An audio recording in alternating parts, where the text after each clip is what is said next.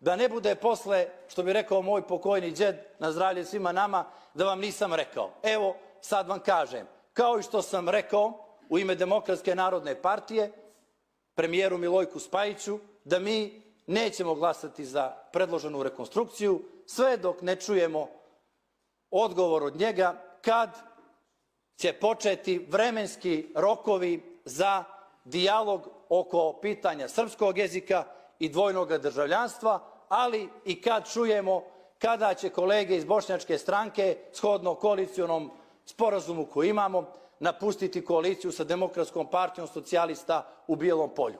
To je naš jasan i eksplicitan stav i nećemo ga mijenjati. Naravno, nemam nikakav problem da sutra budemo zamijenjeni. Vidim da Herr Felten ima velike aktivnosti da traži neku rekonstrukciju ili nekakve rekonstruktivne aktivnosti, a tiče se aktuelne parlamentarne većine, ali što se mene tiče, Herr Felten, bitešen.